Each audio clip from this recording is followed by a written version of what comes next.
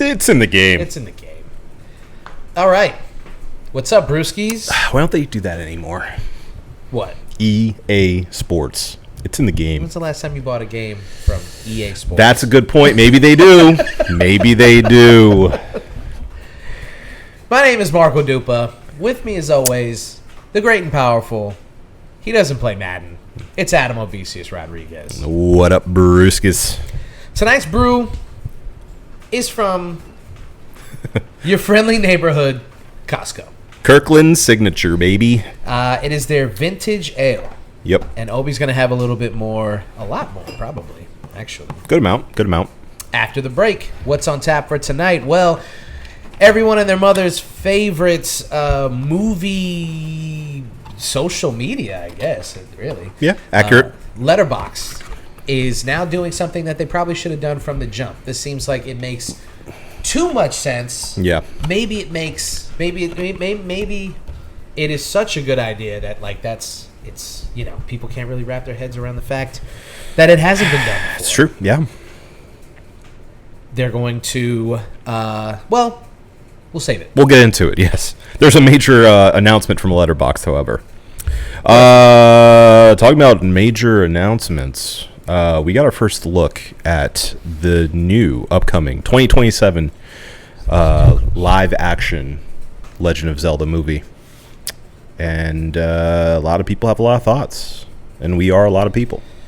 As they always do. And as we always do.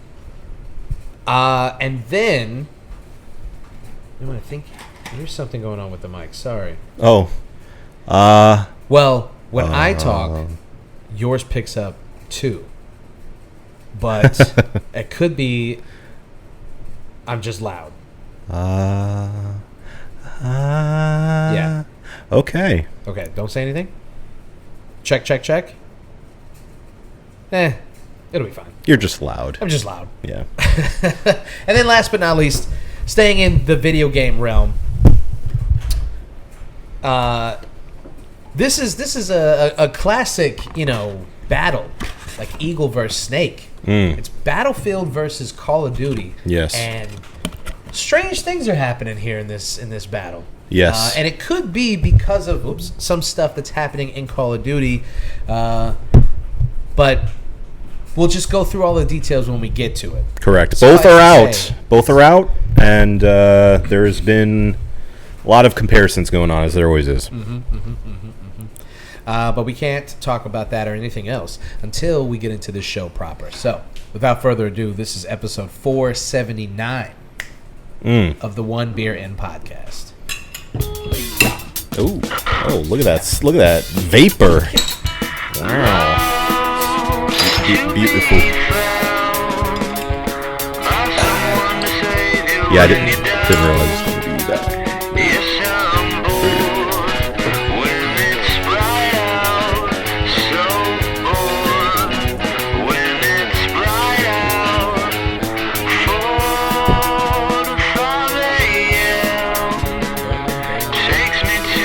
Bourbon barrel.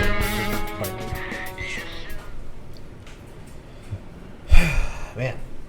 Is there an ABV on this? Yeah, I was looking for one. Bourbon barrel-aged Imperial Stout. It's got to be pretty spicy, I would think. Yeah, let's guess before we find it. Definitely not on here at all.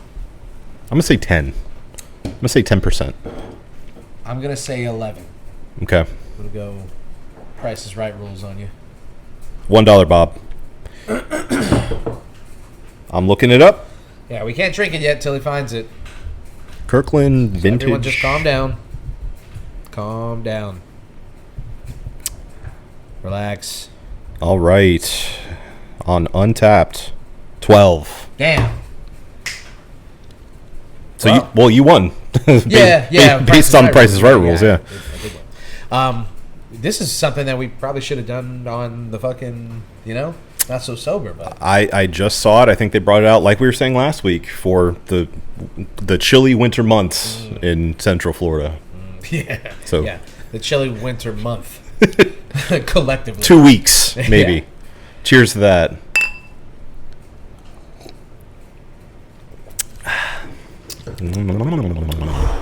She is a spicy meatball.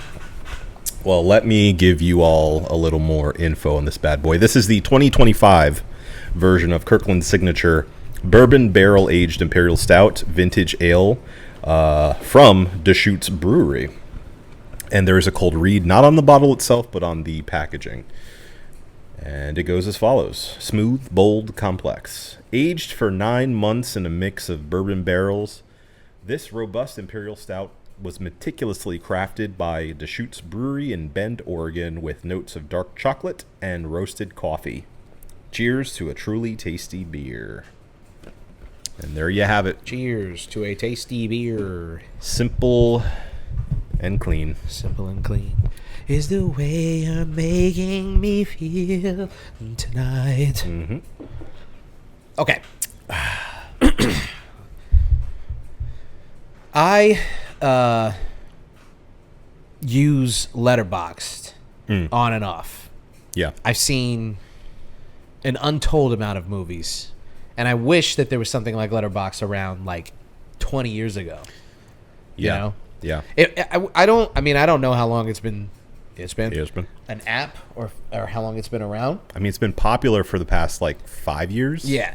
It's definitely gaining some traction. It's gaining traction amongst the youngst amongst young people. They're something that latches that Gen Z and Gen Alpha latches onto, and then all of a sudden it just Did we talk about 6-7? I mean, I know we talked about we did the deep dive on Skibbity Toilet. We did deep dive into Skibbity Toilet. I believe we talked about 6-7 like in passing. Yeah.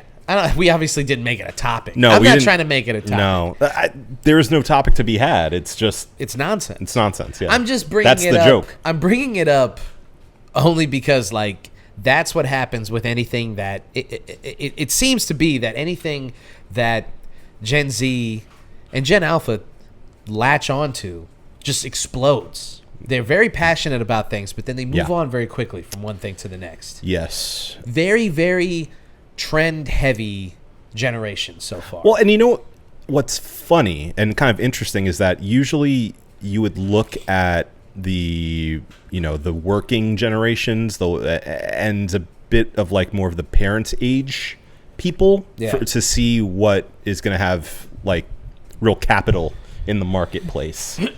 Well, I mean, I would say that even if it's not like a lasting thing, because I agree, like you would look at maybe our generation to see what's like really moving the needle. Sure. But long term, our generation is buying their kids, the Skibbity Toilet toys, right? And I don't know what else. Labubu. 6-7. There's no 6-7 toys, so not yet. Not yet. You telling me they can make a Skibbity Toilet movie? They can't make a 6-7 movie? I would like to see Jerry Bruckheimer on the case. Call that man. I want to see a 6-7 movie that is in the way of like. They made an Emoji movie. I want to see one like a rated R smile type movie where like 6-7 is a curse. Like you can't stop screaming and doing this. Doing this. Yeah. So your arms just they start breaking and muscle fibers start tearing. Eyes just start bleeding and you just am I right? 6-7, 6-7, 6-7, 6-7. Please help me. Yeah, I think that'd be just cool. Drowning. They try to kill themselves. They jump into the ocean and just right into traffic. Yeah. Anyway, Letterboxd. Yeah. That seems to be the thing that's going on now. And Letterboxd is now gaining enough traction to implement something that I think is going to. I think this is a game changer, man. I think this might be massively, massively popular, and something that, like I said in the jump, kind of surprised that it took them long to do this. Yeah. But makes perfect sense. Yeah. Like you were saying. I have their website pulled up. They have a website page just for this announcement. So I think the most apropos of the page is the What It Is section. What it is. Which is as follows. Letterboxd Video Store is a film rental program inside Letterboxd. Think of it as curated shelves instead of just scrolling lists endlessly without being able to make up your mind on what to watch. These shelves are built from what our members are actually hunting down. That includes festival standouts, long watched listed titles, restorations and rediscoveries, and limited time drops. And we program these shelves using millions of watch lists, reviews, and other secret sauce signals. It's like walking into your local video store and seeing the, quote, employee picks shelf. And those employees are countless Letterboxd members across the globe. So they're doing essentially what every social media platform longs to do, which is take their built-in algorithm and sell people something with it. Yeah, essentially. Now, I think in this way, it works perfectly because this is, I mean, other than the, quote, secret sauce algorithm they're using, seems very much like people generated and highly curated, which I think something like the Criterion channel does already really well.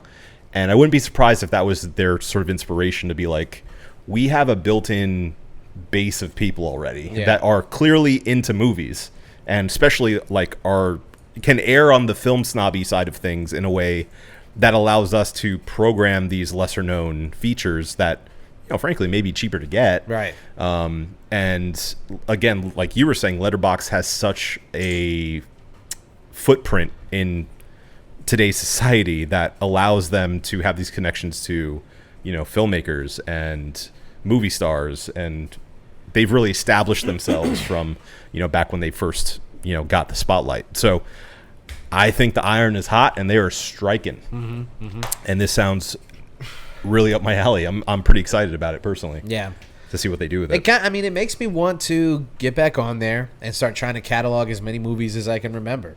You know, and for cinephiles, I don't know. I'm a lists person. I'm a catalogs kind of person. I like keeping things nice and tight. I don't have autism. Okay. And thank you for clarifying. I think this is something that you're just particular. Yeah. It's some kind of tism, maybe. It ain't all. All. I think that this is something very. Sherry just heavy sighed in the background. I know we have autistic fans. Sure. We see you guys. Y'altism.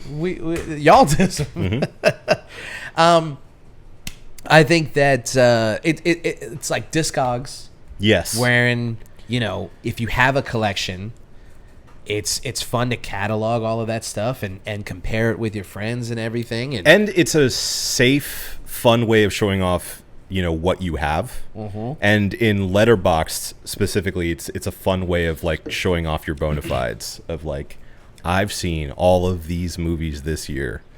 Check it out. Yeah. And then on top of that, there's an extra layer of the people who actually engage with the platform as it's meant to be engaged with, which is writing, you know, thoughtful, descriptive reviews. That's where I like to flex. Yeah. I like to write an actual like review, you know, not a little blurb like movie sucked. I didn't get it. Well, it's dumb. And I'll tell you, the thing I hate most from Letterboxd is that, you know, the viral posts that people do, the viral reviews that people do that are like just cringe, like 2-word, like it sucked, or like, you know, some kind of meme.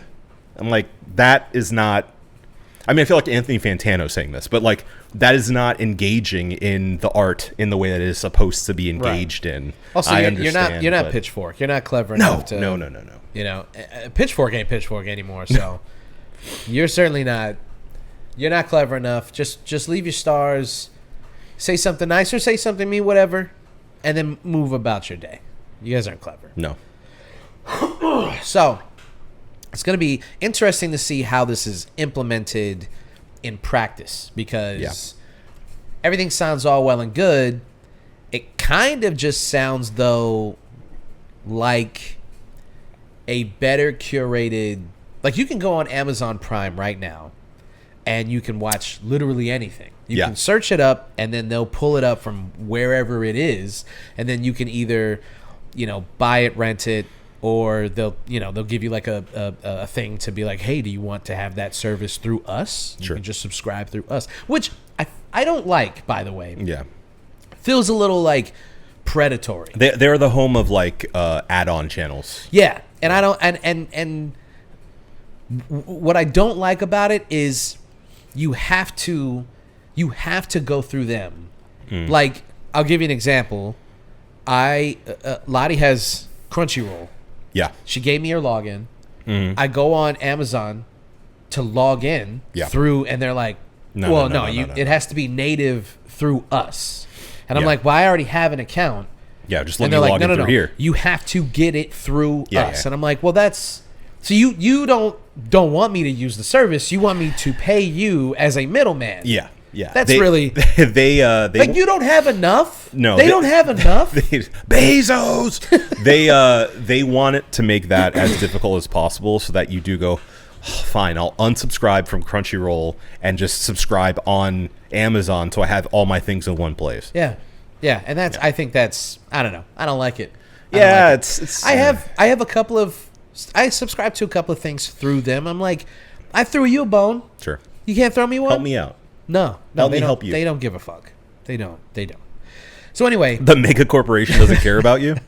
What? Oh, I man. thought they know my name though. But the strippers love me. So it's going to be interesting to see if it's just like, another thing to subscribe to, or if it's going to be like a curated list where because that has its own pratfalls. Because sure. What if you go on there and you're like, maybe I don't want to watch, Le Cirque des Rouges right now. Okay. Maybe I just want to watch Shrek 2. Nice pull. Thank you.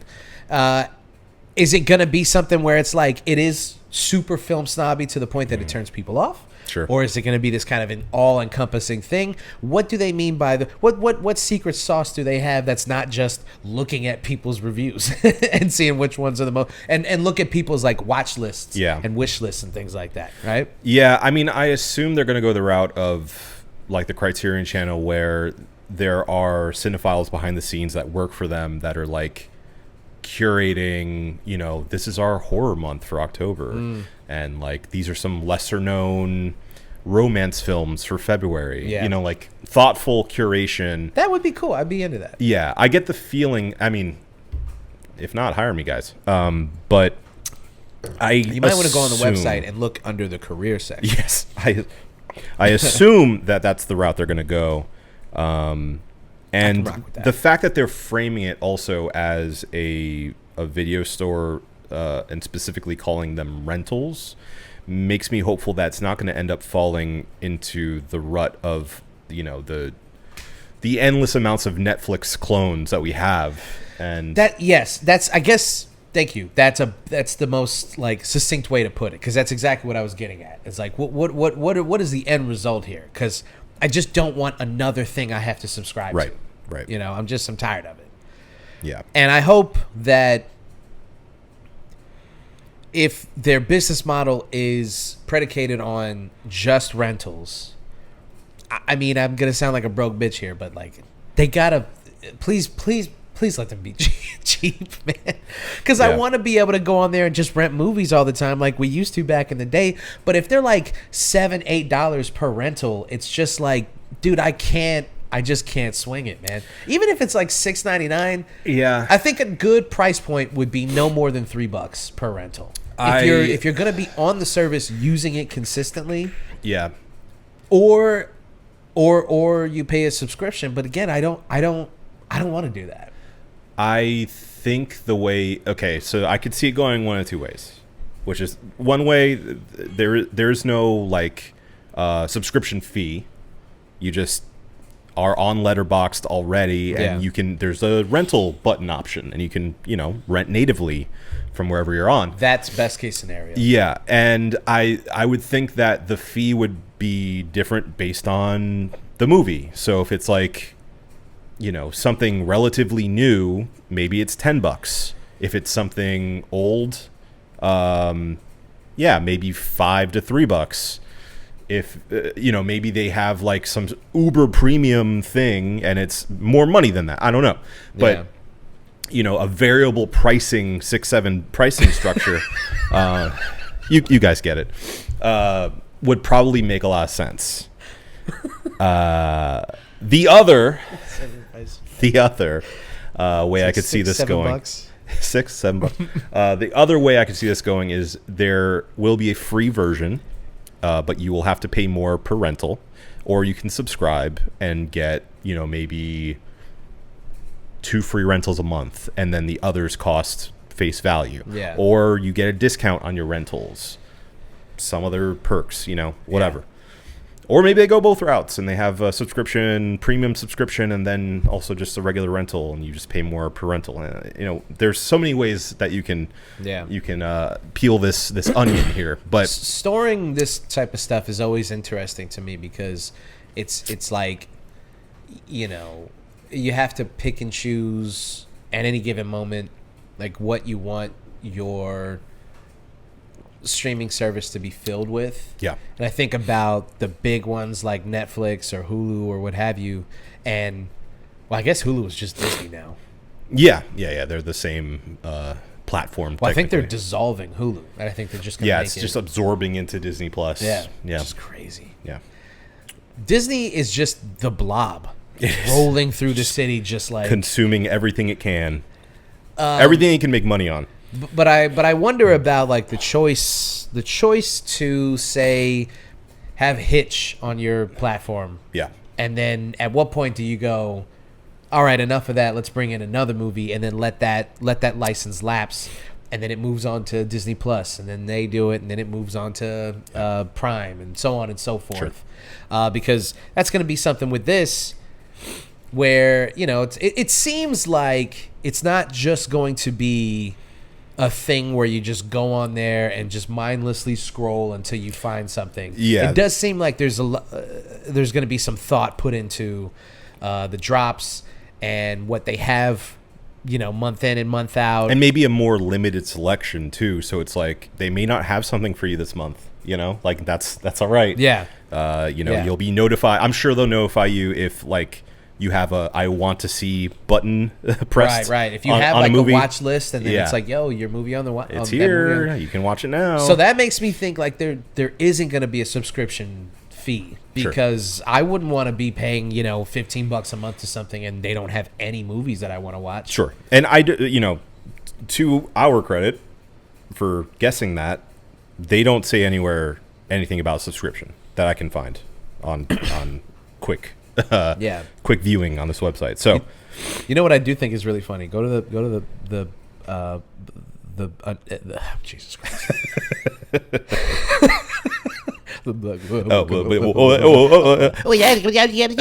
Go to the bottom. Deep. I like this. No late fees, just late night discoveries. Mm-hmm. I like that. No late fees.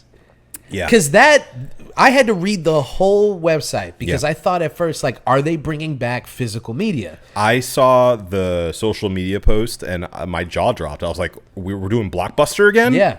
What? That's what I thought at first. I was in, by the way. Mm-hmm. I would have been in for a physical video store. I was very interested in that. But yeah, no, they are clearly playing off of, the playing the heartstrings of cinephiles of old, right? Such as us. Digital video store, which right. Ugh, sure, whatever. At this point, yeah, all right. It's cute, I guess. It's cute. It's cute. Local plug. Yeah. What's the time frame on this? That's a great question. Letterboxd video store is coming in early December 2025. So it's very soon. So we'll just come back to this next month. we will shortly like a find couple out. Weeks we'll update you guys and let you know like we'll do a little hands-on thing. Yeah. Have you ever heard of Midnight Pulp? Midnight Pulp. That sounds familiar. So it was an app. Hold on, let me see if it's still a thing. It was an app that an ex actually showed me, She was like, "You ever heard of this this app where it's just like essentially it's like, oh yeah, it is still a thing. Let's see, let's download it. I'll show it to you." Okay. They just put like when I was on it years ago, it was like it was basically an app. Why does it need? No, We need to know your location, Marco. I'm not. You don't need to send me notifications. Notifications for what? Cookies? No. Okay, so it still does that. Okay, so check this out. This is actually, you guys can listen to this too. But what they do is they have like free movies on there, and they're always like Grindhouse or B movies. Sure. But some of them are like hard as shit. So they do a bunch of like, this is obviously, they didn't used to have a premium service. Now they do. Of course. But a movie that The bootleg, Bolo's in. The bootleg Bruce Lee movies. Yeah. Bruce L.I. Yeah. Lee. Treasure of Bruce Lee, starring some guy. Some guy. But it's just a bunch of. But then they got like Ip Man on there. They started getting like bigger movies. It's mostly like kung fu movies, B movies, and like shitty pulpy horror movies. But it's sick because it's like, I mean, back in the day, it used to be all free. And it was just like, I mean, like, Bullets, Blood, and Bandits. This is a category. And they have Django. Not Django Unchained, but like the original OG Django from the 60s. The Italian Django. Yeah. Django. Emmanuel, Queen of the Desert. Nice. Softcore porn. You know what I'm saying? Sure, yeah. That's that softcore shit. Shout out to all my softcores. We call that exploitation cinema. Yeah. Somebody's getting exploited. Okay. Nosferatu in Venice, 1988. They are. He went to Venice? Apparently he did in the 80s. He went to Venice. I actually didn't. Hold on. I didn't really investigate that enough. Released from centuries of slumber during a seance gone terribly wrong, an immortal vampire does battle with the world's leading authority on vampires and a Catholic priest while prowling modern Venice for fresh victims during the festival of Carnival. Very nice. So yeah, it's pretty cool. It's they have like I said, B movies, pulpy shit. So that's stuff. when that makes me think of that, because it's like this, kind of off the beaten path, curated thing. Yes. And I will say, all of the most curated streaming channels are my favorite. Mm-hmm. So stuff like, I've only seen what's on the Criterion channel because I don't have money like that. But I would love to dive in on that. Shudder. I'm actually by the way, shocked that you haven't sacrificed one of the more traditional ones for Criterion. Well, the problem is I had to make a call. No, we're not doing it again. We're not saying the numbers again. Yeah. I had to make a call, okay? And it was either continue to wait for the half off deals for the actual physical Criterion movies and just continue my my journey along getting all of their 4Ks that come out, or forego physical media and just get the channel. And I decided on physical media. Okay. That's where I'm at right now. I respect that. So that doesn't mean I don't want the channel, though, because almost on like a bi-weekly basis, I see them post something that I'm like, that looks awesome. Yeah.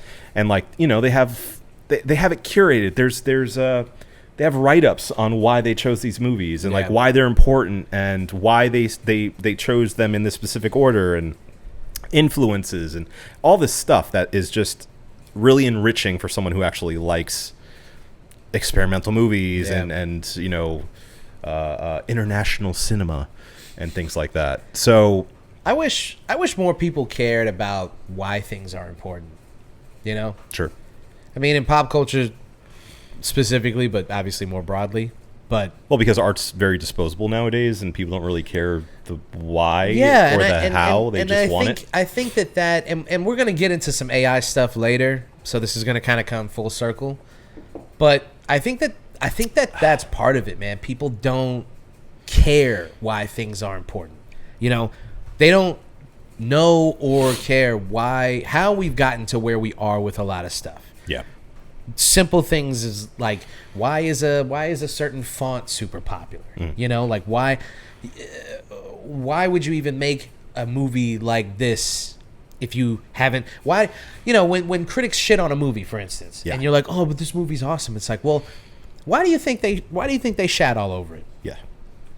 If you thought it was so good, and like the first thing that all these critics because he's a hater, said, right? And you're reading your review, and the first thing that they say is like it's derivative or unoriginal. Sure. When I was younger, when I saw the word derivative, I didn't know what it meant. And so once I found out what it meant, this is a true story. When I realized what the word... Finally, you're not lying. I got to give a disclaimer every time. Yeah. When I understood the idea of art being derivative, you know what I did? I tried to go as far back to the source as possible. Yeah. Because if something that I like is derived from something else, then what's that thing? Right. And that's how you go. I want the pure. Yeah. Yeah. And it wasn't, you know, you read like the Strokes are a band that a lot of critics would consider derivative. Yes. And then you go, okay, why would they say that? Well, because fucking Velvet Underground exists and fucking television exists. New York Dolls exist. And it's like, oh. And then you listen to those bands and you're like, fuck, they're right.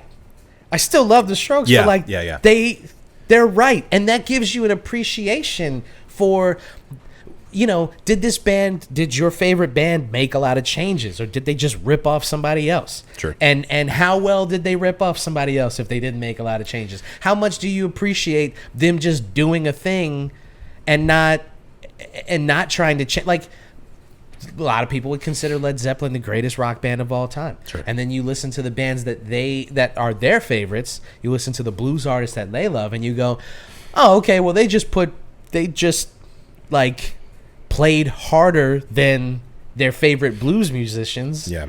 And it was 4 good-looking white dudes, and that's how you get Led Zeppelin. Not to minimize, obviously, the Zepp, but you see what I'm saying? Yeah, and I think even more so than just admiring and appreciating the origins of something, it also gives you another perspective on the thing that you're kind of researching in the first place. So, like, you know, you can look at the clearest subject is Tarantino. Yes. You know, you see his movies and you're like, on face value, these movies, in my opinion, are awesome.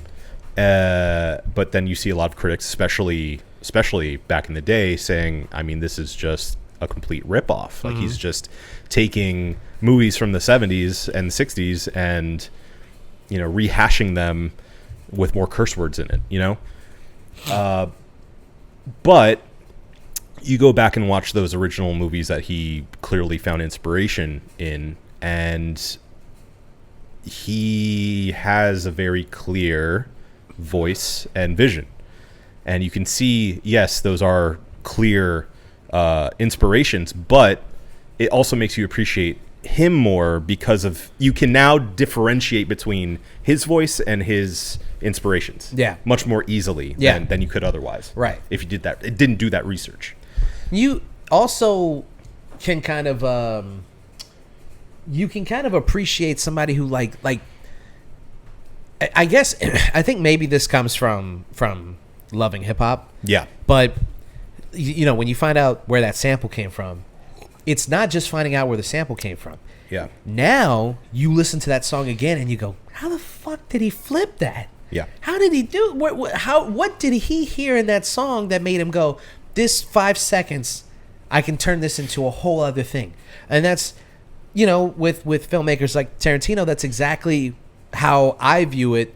Is like, I don't see it and go, he ripped him off. I see it and go, what did something in his eye? What did he see in that particular scene that he thought would work in a mobster movie or work in a cowboy movie? Yeah. You know what I'm saying? And that's when you don't know those things, you're just going to, I mean, you can just live your life being just a fan of Quentin Tarantino. That's fine. There's nothing wrong with that. But you don't grasp fully why he's an important filmmaker until you understand what his influences are, where he came from, why he did the things that he did. Yeah. And if you don't give a fuck about why things are important, then it's just like, man, everything is disposable to you. Sure. And I just think that's just a fucking shitty way to live, that everything is just so easily thrown away. You just don't appreciate anything. Well, and I agree, but I also don't want to disparage people who interact with movies or music in that way, because they it's fine. But I understand, some people don't have that same passion for it that we do. And that's all they have open in their minds for it, is just like, I want to be entertained. Yeah. I want something I can, drive my car to and enjoy in that way. And I don't mean anybody who's just like a casual fan of music and movies and things like that. Like if your idea of what entertainment is entertainment, and you're like, I have a busy life, dig any deeper than that, it's fine. That is completely fine. I don't mean to poo-poo those people. Yeah. I do mean to poo-poo the people who insult art, who don't believe that these things are worth the time and the money. And you see it a lot with like local politicians and local like municipalities, of like, they are the ones who make these sort of decisions, and then 10 years later you look around and everything's gray and beige and dull, and you're like, why are we living like this? And it's because some fucking redneck didn't think that it was a good idea to have a museum anymore. You know what I'm saying? Like that's only if they teach the right history. Right. So that's what's most important. Right. You saw DeSantis's most recent thing. That's probably. I think that's why. Yeah. I didn't mean to like bring it into this. Yeah. But like I've been fired up about it, and that's for people who aren't in the know and maybe don't live in Florida. DeSantis just had a decree passed that essentially gives him carte blanche to approve or deny any kind of art in the state if they receive any money from the state. Imagine. So.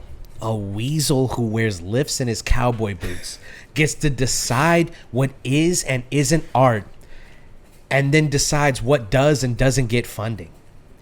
Imagine the guy who got rid of the fucking. That's what he sounds like. The guy who, that is what he sounds like. You get a DeSantis alarm clock. Kill yourself. The guy who decided that he was going to remove all the color from the road. Yeah. That's the guy who's going to decide what art is. What our streets can't be gay no more.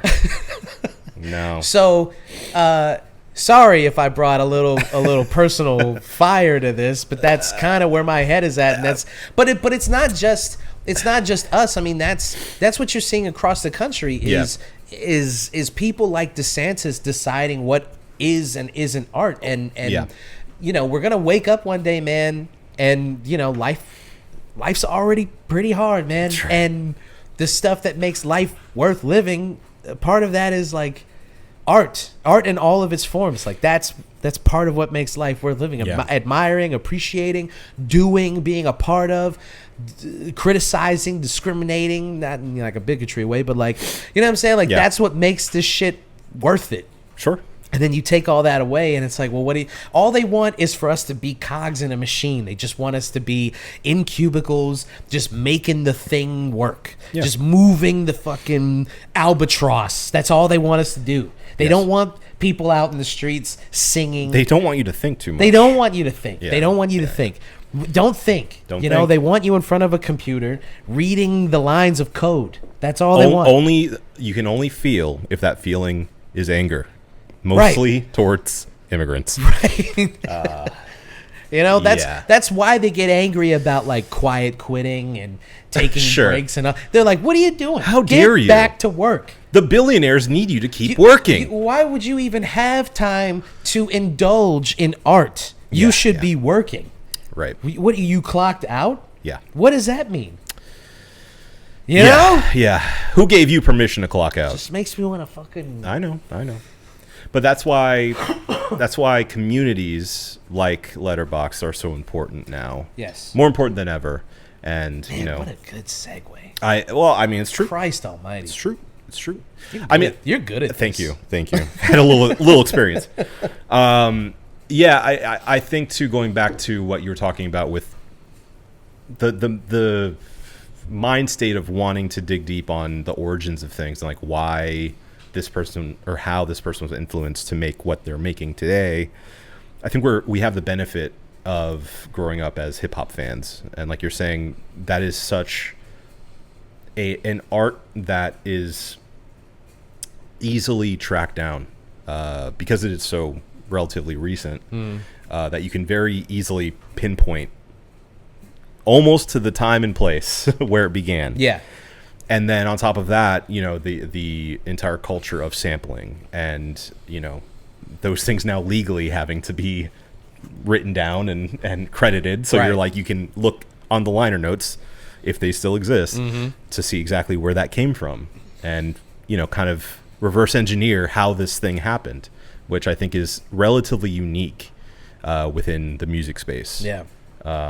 So I think that growing up with that mind state and that ability, because that was the first thing I did as far as looking back on a specific art or genre was within hip hop. Mm-hmm. And then I did so with movies when I went to college and majored in cinema studies. I remember reading wasn't the biography, but a book that is an interview with Chow Yun-fat. Or no, not Chow Yun-fat, John Woo. Yeah. John Woo. And it blew my brain out. Yeah. Because I'm like, oh, I get it now. Yeah. He's Catholic. Yeah. It all makes sense. Oh my God. It all makes sense. Yeah. So, yeah, I highly encourage people, if you haven't already, take a minute, go back, look at your favorite thing, whatever it is, whether it's Die Hard or Le Cercle Rouge, and, you know, look into it a bit more. Look at who made it, because those things matter. They do. They do. And it's fun. Also, it's just fun. It's fun. That's the thing. It's like at fun, the end of the day, it's like fun homework. Yeah. It like that's the kind of like if you consider yourself a fan of film, it's fun. Yeah. Yeah. And if this doesn't sound interesting to you, well then let's move on to the next topic. Sorry, we have more film. Yeah. Video game stuff. Video game film stuff. Video game film stuff. Video game movies. Ah, the bastion of art. Yes. We could be looking at a banger here, though. Could be. If this one image. hey, no. There's two. Oh, there's right. three. There's three. Right. There are three images. There's true. Of real people. Even those images are super isolating and really, I don't know, kind of gives you the feel of a Zelda game. It's true. Well, Lots of green. I kind of just gave it away there. The Legend of Zelda. Yeah. A game that has seemingly been in development hell as far as movie making is concerned. It's been something that Nintendo has wanted to do for a while. A lot of filmmakers have been approached or have had the idea to do a Zelda movie. Plenty of fan films. I think that with the failure of the early Nintendo movies, obviously shelved this. But now with the success, That movie is Super Nintendo. Or Super Mario. yes, That movie being the 90s Super Mario. Super Mario. Yeah. I mean, let's just say it like it is the stuff of legend. It was such a complete and utter failure that everyone involved was like, we will never do anything like this again. Hasn't America done enough to Japan? No, not nearly enough. We are still... They had one last bomb. Oh my God. I'm sorry. I'm sorry. I'm sorry. I didn't mean it. I'm sorry. I apologize. I don't even know if we can keep that one in. That was crazy. You can bleep it out so we are able to actually get into the country in a couple weeks. Don't worry.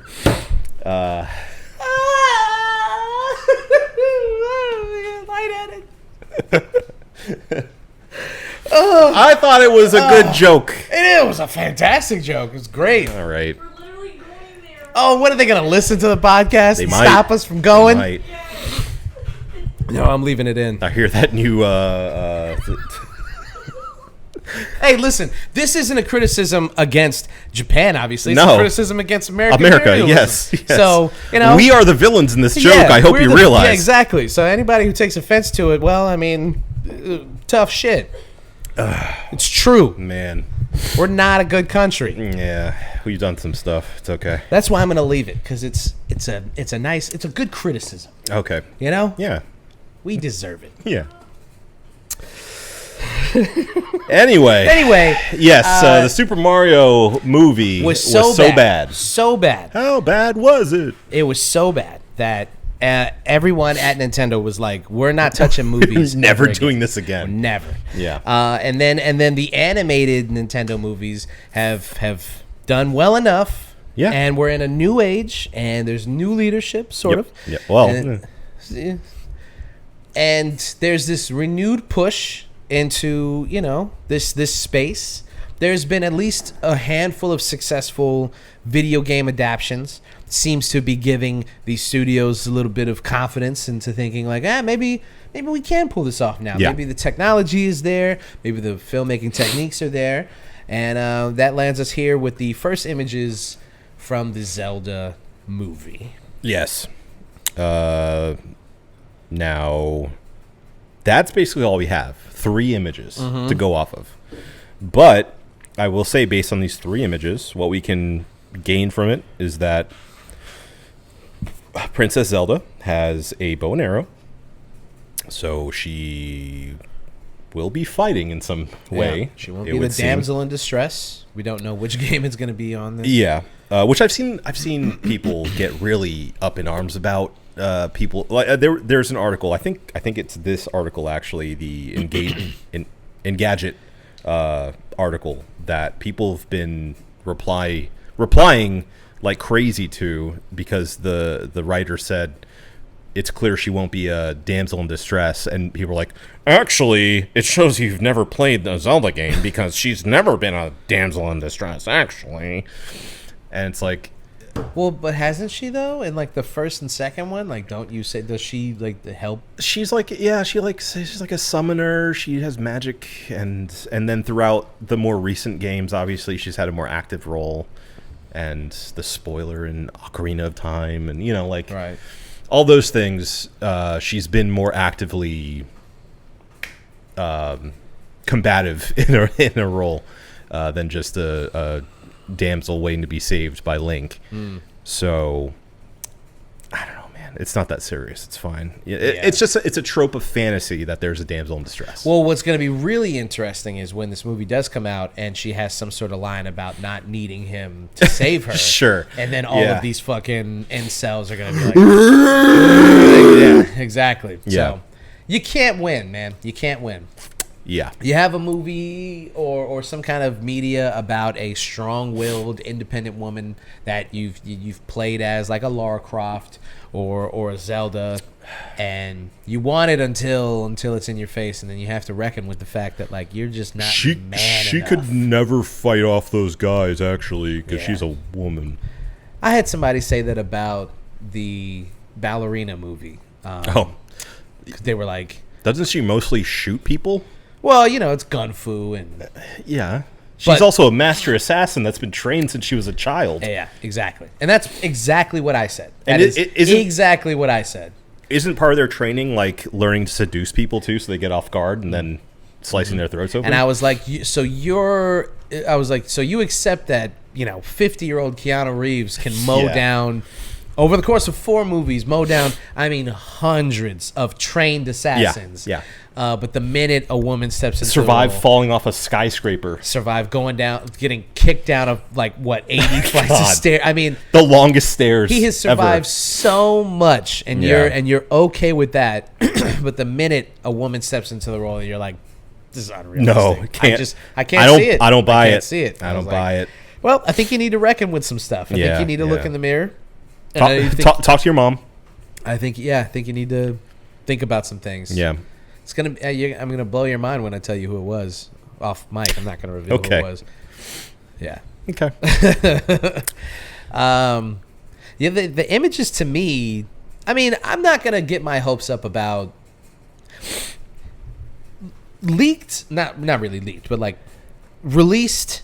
Still images. Yeah. Press released images. This type of stuff doesn't move me anymore.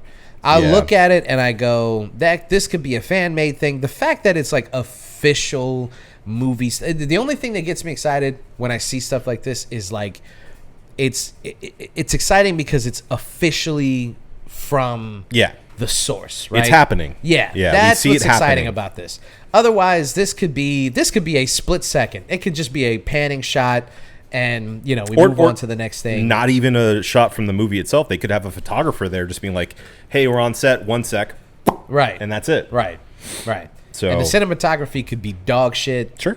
It could not look like this at all. And, frankly, the pictures kind of look like a Netflix movie. They do look a little fan-made. Yeah. And that being said, I'm not going to poo-poo the entire thing. Because I think the actors look right for the roles. Yeah. I think that looks good. I think the quality of, like, the costume design looks pretty cool. Looks pretty, on point for Zelda. But it's just not enough yet for me to really feel anything. Yeah. I mean, if you were to ask me 10, 15 years ago and I were to see this, I would be like, yeah. It's happening. But... Yeah. I don't know. You just never know, man, at this point. I really, really would hope, and it seems that, like, given these images, I really hope that it's not filmed in some studio somewhere. This looks like it's filmed on location. Yeah. It looks on location. I would hope they would do that. That would be hard. Yeah. Because I was watching the trailer, and I guess we haven't really done trailer trash in a while, but I was watching the trailer for, well, not the trailer, the teaser for the Moana live-action movie. Oh, yeah. And this is far too early to judge, but I'm looking at the teaser. I judged. Okay, all right. I judged harshly. Let's judge away then. Yeah. I'm looking at the teaser and I'm going, why did we make a live action movie? It is chock full. Like they're just filming on a sound studio. Yeah. Everything. There was a moment where a conch shell kind of like washes up on the beach. Yeah. And it's like a magic conch. Yeah. Yep. And it was very clearly CG, and I was like, you couldn't just throw a conch into the water? Those shells exist. Like, if you filmed on location, right. I bet you could have just stumbled on one. You didn't even have to make one for the movie. You probably could have just walked around till you found one. And that, I don't know, man. I look at stuff like that and I go, well, this movie's going to cost like $300 million to make. And then it's going to be a financial bomb because it's going to make like 400 and 10 years ago, a movie that made $400 million would have been a fucking blockbuster. Right. It would have made 8 sequels. But now, because you have to make $1 billion every time you put something out like this, everyone's going to go, oh, The Rock sucks. And, this movie sucks and blah, blah, blah. And it's not going to be better than the animated one. No. How can it be better than the animated one when it still looks half animated in the first place? Right. And what is the purpose? And part of what makes some of those movies like that work so well is the speed and the comedic timing of animation. When you watch something that's fast and quippy and there's just this like kinetic energy to watching like a really well done it's still animated cartoonish movie. And they're able to do things you can't do in live action, at least not easily. Well, and so you make a live action movie, but then everything that you can't physically perform, you just use CG, which is 90% of this fucking movie. Right. What's the point? When the original was made with computer animation in the first place. So it's like, what are we even doing? Like, I understood when they remade like Little Mermaid. That's a movie from the 80s. Hand-drawn animation. Yeah. If you want to do a live-action version, okay, I could see why you would think to do that. Yeah. Or like Mulan. Mulan was a perfect movie to do a live-action with. Yeah, you can make a martial arts movie. Because it was essentially... It's not like they did anything that was so outside the realm of normal real life, right? It was a war movie. Besides the dragon, but Well, even the dragon. I just mean as far as modern filmmaking techniques, there was Eddie nothing, Murphy dragon. There was nothing in that movie in Mulan originally that was like, well, there's no way they're going to be able to pull that off. Yeah, you can make it like a epic Chinese action movie. Yeah. And then have Eddie who plays the dragon in. It's not Eddie Murphy, right? I actually never saw. It's Eddie Murphy. He come The live action one. Oh no! What did they even add Mushu to it? Let me double check. I don't think Mushu played a big part in the movie. We watched it during the pandemic. It was who? It was cut. Cunt? Oh, it was cut. It's like, what? Eddie Murphy served cunt. Served cut. So Mushu was just cut completely from the movie. Yes. Yeah, they cut Mushu. Oh, that's crazy. Yeah. Well, it goes to what you're saying is like they probably had that mind state of being like, we're not going to do that because it would be first too hard to do. Yeah. And also we want to make it more of a, I guess more, I don't want to say more of like a realistic movie. Cause Grounded. A little more grounded where it's just human beings fighting each other. Well, it's already like a pretty grounded movie. Sure. Like, honestly, Mulan is a pretty, outside of the as far as the like song and legends dance go, numbers, it's a pretty serious movie. As far as legends go, It's yes, a war. Yeah. Like, people are dying. Yeah. Yeah. So, it makes sense to do that kind of movie. Yeah. This, you go back to The Legend of Zelda. I mean, there's certain things. I think that depending on what they're adapting and what ideas they're trying to put into the game could work really well. Or sorry, from the game into the movie. Yes, I think it could work really well. I think if you get a little bit too whimsy with it, man, I really can't wait to see who's playing Ganondorf. Yeah. I'm like fired up. That's the only thing I really care about. I want to see who's playing the villain.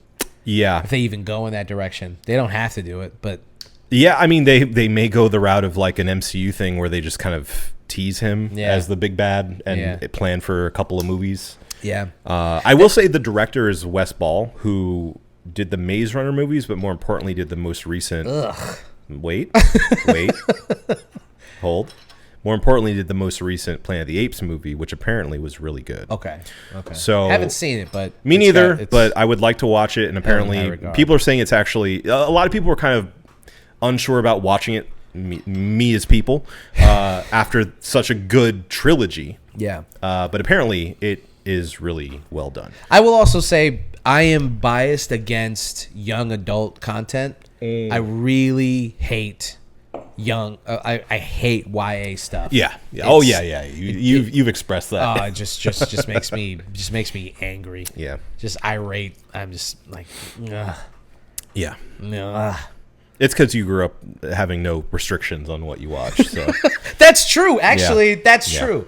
So I don't care for things that you don't like being pandered to. No, because I never was. I mean, I guess I was, but it never really registered to me that I was supposed to watch this thing. You were watching Nightmare on Elm Street instead. So yeah, that makes sense. So makes me, because it just doesn't. I just don't know anybody who reacts the way that they react in these movies. It makes a lot more sense why you hate Harry Potter. I want to say that much.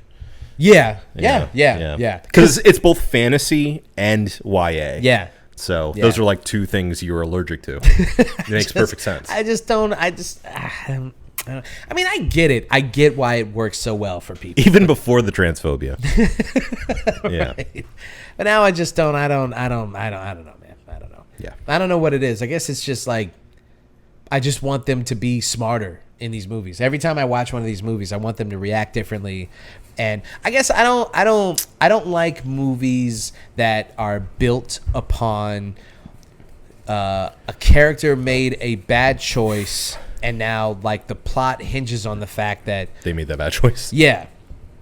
Making a mistake is one thing, like dramas where like somebody is kids are dumb. But see, there's just certain, like, sometimes you watch those movies and you're like, well, I was 15 once, and I wouldn't have done that. I wouldn't have never done that. He said, lying. And that's what... Yeah, It just pisses me off. It makes sense. There's just I certain get things it. where I'm like, stop being a pussy about it. Well, okay. Well, that goes in line with what else. Oh, that's enough. Sorry. That's enough. Sorry. I make one joke and you just go off. Hey, you open the floodgates, man. Sorry. I hold myself back sometimes, and then you make jokes, and then I'm like, we're doing Are we this? joking today? Yeah. Are we joking? This episode 479. Are we joking? Joking. We make Joking. jokes. Straight up joking. Are we joking? It goes in line with what we were talking about last week with the Mummy and the fact that in The Mummy Returns, the kid is dumb. He's dumb. And I'm saying this is a olive branch to you in saying that I understand because I have that same feeling, especially specifically when there are kids injected into an otherwise adult story. Mm-hmm. It bothers the hell out of me because I'm like, you are dragging this plot down. Yeah, so if The Mummy Returns was a movie about like 6 kids and then one of them made the bad decision to slap the thing on their wrist, that's like Goonies. That's a kid's movie. I'm in. Yeah. By the way, fine. I like kids movies. I just don't like young adults. I don't see. like teens. Kids, I like classic movies. I like the Goonies. I like Sandlot. I like Little Giants. I like classic kids movies. Yeah. Just the transitionary. I like Spy Kids. I do. I mean, Spy Kids is a great trilogy. I don't like young adults because it gets into this thing of like they just do things and they always blame it on like hormones and that they're going through puberty. Well, it's and because I'm going through changes. It's because teenagers, especially young teenagers, are the worst. They are the worst. They are the worst. worst. And I was probably terrible at like 13 or 14. I know for a fact I was the worst. I thought you were gonna say. I know for a fact you were the worst. I was like, you don't know me. You didn't know me then. You don't know me now. I know for a fact I was at my worst when I was probably like from 13 or maybe 12, just getting in there to like 17 maybe. Yeah, I'd say the cutoff is like 12 years old. Once you get to like 13, 14, then it starts to become a thing where they're like, well, he's growing up and he's becoming a man and blah blah. And then that's what a lot of the plot hinges on, is growing up, him coming into his manhood. Yeah, and that shit. Now I will say a movie that features that predominantly this year that we both enjoyed, 28 Years Later. Okay, all right, all right. But you're conflating. That's not fair. I'm just saying, it's a kid that is coming into his manhood. Sure, and yeah, under the guise, spoiler alert, of a worldwide epidemic, UK wide. Well, that's what I mean by spoiler alert. Oh, sorry. But fuck you guys. You should have watched it. So yeah. There is that, but that's and that's what makes that movie interesting, is watching this kid become a man under the circumstances of what is also a very interesting thing. The Maze Runner is not interesting on its face. I will give but what's the other one? This one. Hunger Games. Hunger Games. Yeah. That is an interesting conceit on its face. Yeah. And then you throw a bunch of young adults in it, and then you can kind of look past the young adults in it and just be interested in the society and the story that's being told over here. Well, you know who made those movies? The guy who did The Long Walk. Well, there you go. So he knows what he's doing. But I mean, should we talk about that? Maybe we'll talk. We can talk about it. We need to talk about it. We'll talk about we it. need. So do we do like a? We could do like a one reel in on it. Well, look, I don't want to spoil it completely, but it definitely is among my top movies of the year. Yeah. When we get to that point of the year episode. Yeah. It definitely will be a conversation point. Yeah. So. Okay. Yeah. I think we've exhausted as much as we can Yeah. from 3 still images of a movie that won't be out for probably another 2 years. 2027 apparently is when they're planning on coming Nailed out. it, actually. Yeah. All right. staying in the vein of video games of and games that could be movies that I'm actually shocked that they've never made. I thought they were trying to at one point. Yeah. This may have been a rumor, but I'd heard that That's the rumor. Spielberg actually was talking about producing a Call of Duty movie. Producing or directing, I forget. But I don't think it went anywhere, obviously, because there's been nothing from that. I don't think they should. I think that's a bad choice. It is the same thing that we always talk about, where it's like, why would you adapt something that is derived off of movies to begin with? Right. Doesn't make any sense. It's like Snake eating its own tail. Ouroboros, if you will. right.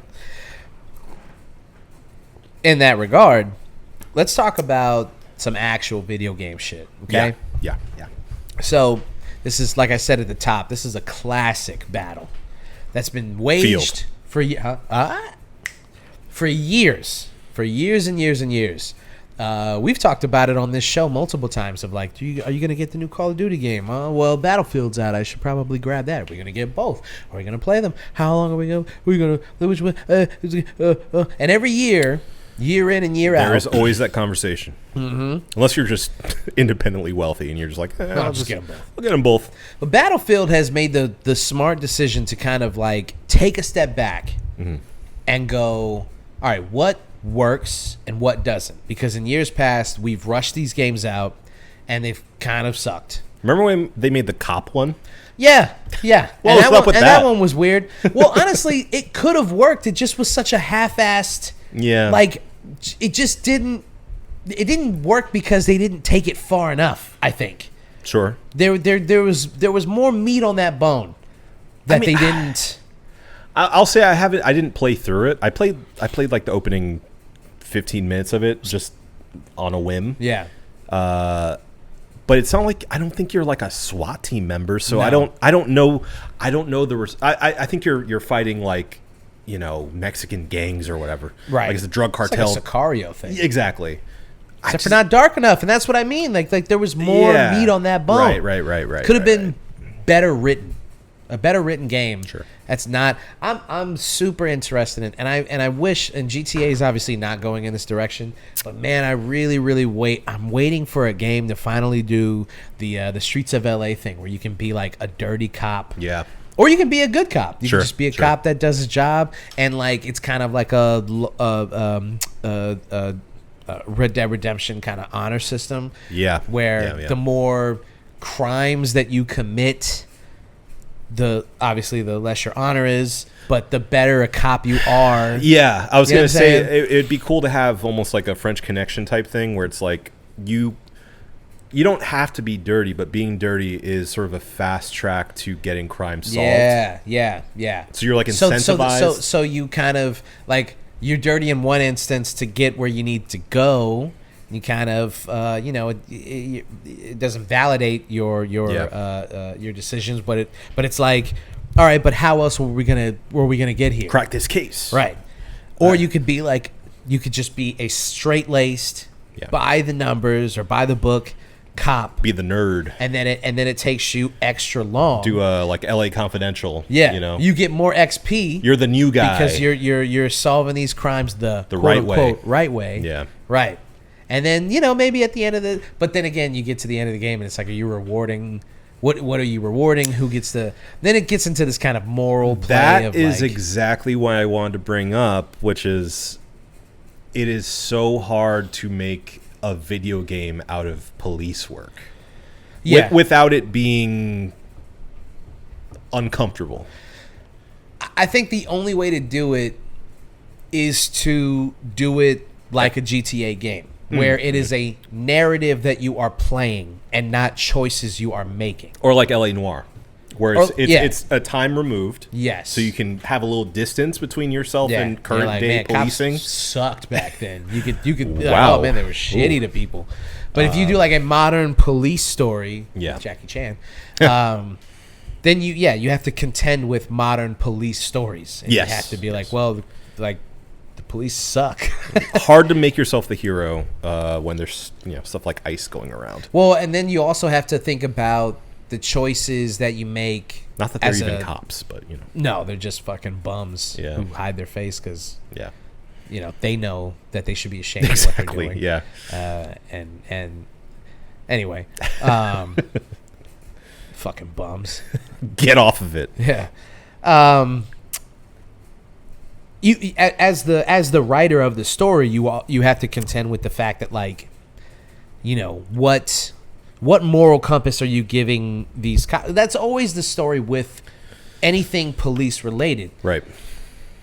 And that's why comedies with police always work, because you're like, this whole thing, it's all silly. And it removes the power from the situation, which is inherently funny. And it removes the evil, the danger, because there's the part where, like, you have to, I kind of contend with the choices that these guys make, and you're like, I don't know, man, you wouldn't have made that choice if you weren't prejudiced. You know what I'm saying? Like, so you remove that part of it, or you make a joke about that.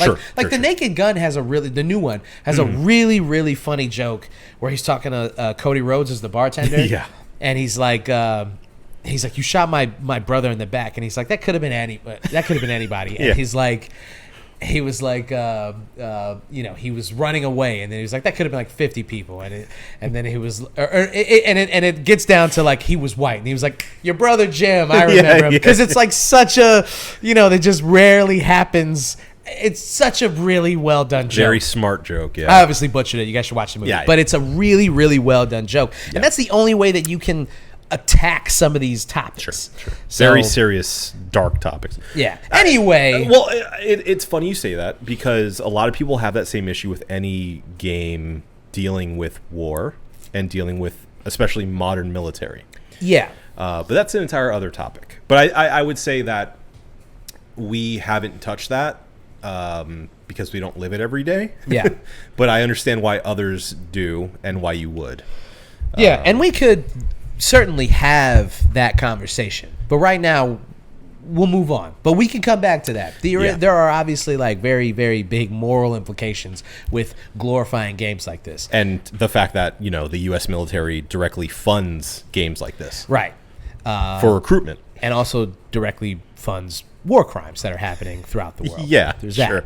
Sure. That's speaking of war crimes, Call of Duty Black Ops 7 is apparently really bad. Yeah, believe me, the point is not lost on us, but we're going to talk about some video games. Yes.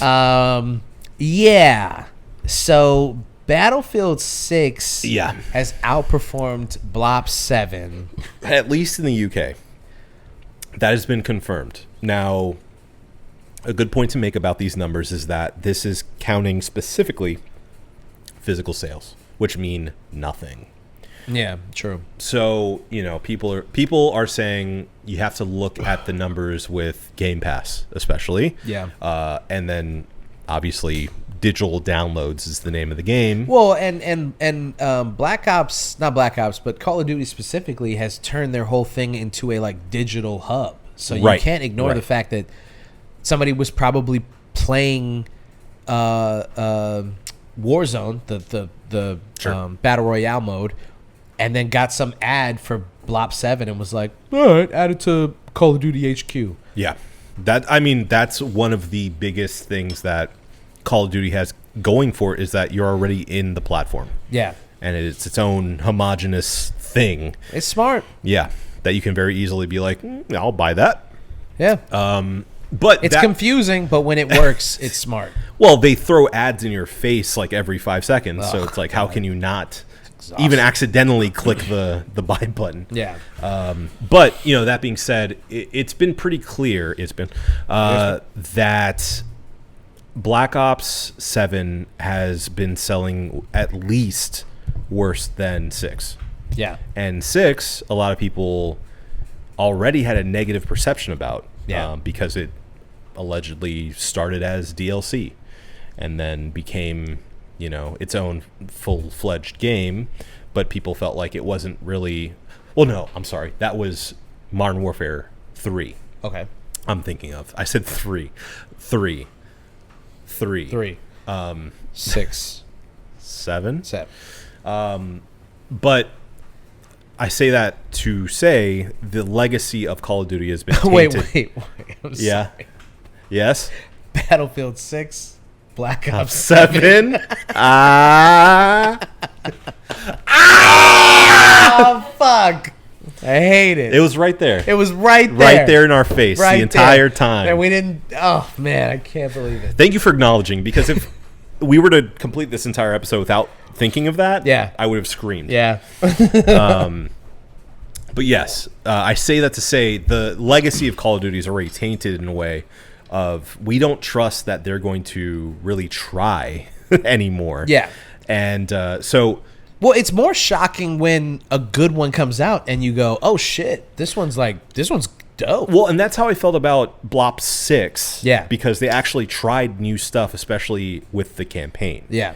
And you know me, I'm mostly a single-player campaign guy. Yeah. I'm Much one of to those my weirdos. One of those weirdos. I did play plenty of multiplayer as well, and I really enjoyed it. I did. Oh yeah, you play multiplayer, but you didn't play any Warzone. No, I don't do that. Yeah. I don't. Too much stress. I don't like it. It is stressful. It's stressful, and there's just too like. I feel the way of like, you know, where you have to like collect all the stuff and like go these points and like open the boxes You and don't have to do whatnot. any of that. What are you talking about? I feel like you gotta, and to me, all of that added stuff. You have to find loot boxes to like, you know, get money. I don't like that. I don't like having to deal with loot boxes. I don't like it. Well, I don't like it. It's not like a gamble. You have to open boxes. I You know. have to survive. I and then don't like that aspect. I want to just be dropped in a point, have to either like stay in this zone for a certain amount of time or kill enough people. You know, like, those are my kind of. you can do that, but you have to get the resources to Don't do like that. resource management. That's crazy. That to me is like the what's it called? The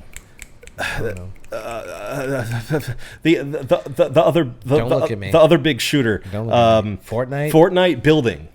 That's No, what it feels like to me. no. Is like it adds an extra level of stress that I don't want to deal with. No.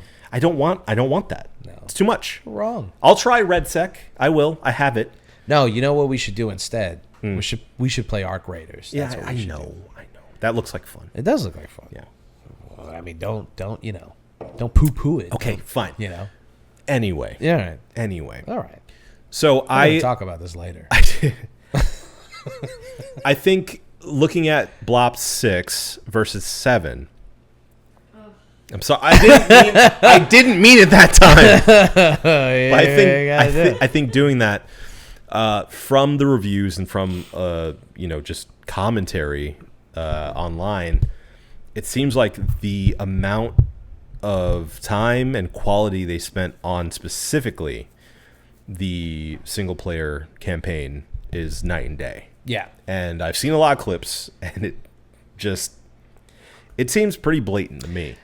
All I've seen is the Michael Rooker boss fight. Yeah. And that has been enough for me to go, what is happening in this game? There's a talking plant. Yeah. And mind you, Black Ops has been full of these like psychedelic things for a long time. I mean, since the beginning, really. But it seems like they really dove heavy in that. And then also added in a lot of those Warzone maps that you just have to go to an objective and drive to, and there's like nothing interesting about it. And that breaks my heart. Yeah. Because 6 was really good. I actually really enjoyed it. I thought they told a compelling narrative. I thought they did some interesting things with the storytelling, and I really enjoyed it. But to see them now, it seems like it's almost a this one's good, this one's bad. This one's good, this one's bad kind of cycle. Yes. And well, because this type of stuff is not meant to be told. These aren't stories that are meant to be told every 8 months. No. And I think that's the biggest issue is you have a slew of talented developers, writers, voice actors, and you ask them to come back and you have to satisfy a consumer base that wants something new every time that you put something out, right? Yeah. If you are going to name a game Black Ops 7, it has to be 7 generations better than the first time that I played this game, right? That's our expectations. And that's not fair, but that's what it is. Sure. The problem is, realistically, you could just tell the narrative of these guys and girls who are on this mission, who are part of the Spec Ops team, and each game could be like another mission that they were on, right? Sure. Yeah, that yeah. would be if you were reading that book, if you were reading that Tom Clancy book, Yeah. you would be compelled by the actions and decisions made in each book, and you wouldn't need it to be a completely different story every time you got the book, right? Right. But as a player of video games, every time that you spend $80 fucking dollars, you go, this better be worth my time and money. Plus Battle Pass. Plus Battle Pass, Yeah. and the $10 here, $15 there for this skin and this gun and this blah blah blah blah blah blah blah.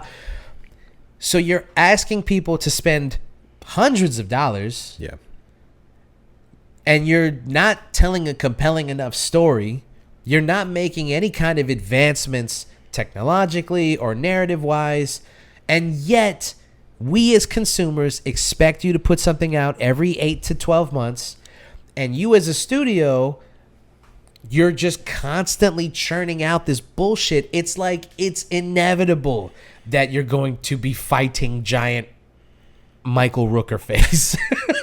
I didn't even know that was him. I'm pretty sure it's Michael Rooker, right? I don't know. Am I making that up? Did I just look at it? I'm pretty sure that's Michael Rooker. I Hold didn't on. realize it was him. I mean, looking at it. I haven't seen enough about the game to really know. I'm like but 90% sure could be. Yeah. that's Michael Rooker. Would not be but surprised. Yeah, hold on. Well, I think also they seem to have a cycle of doing like. Yeah, it's Michael Rooker. Okay, good. Yeah. Just make that up. Yeah. It seems like they have a cycle now of doing, and this is across specifically the Black Ops series, but kind of happened with the general Call of Duty series at large for a while until they went to Modern Warfare again, of doing like a retro war, like a Vietnam era or World War II era, then going to, modern warfare, air quotes, not literally modern warfare, but modern, and then going to like future or near future. Yeah. And it's tired. Like, Well, I don't know what else you can do. Exactly. But it just seems not- so formulaic. War as a concept is not something War never that, changes. it's just not something that you just keep revisiting over and over and over again, because we've been doing this for so long that it's like, we talk about these games and like, okay, they did the World War II thing, and then all right, now they're gonna do a modern thing, and then they do a futuristic thing, and it's like, how many times has Battlefield and Call of Duty done the cycle of let's go back, let's go modern, now let's go into the future. Yeah. They do it, and that's why you make a game like Titanfall, for instance, Awesome. Yep. and you're not held to these weird restrictions of, what would this look like in 2028? Yeah. Because it's not beholden to any of that stuff, and it's Sure. not trying to tell that story. Yeah.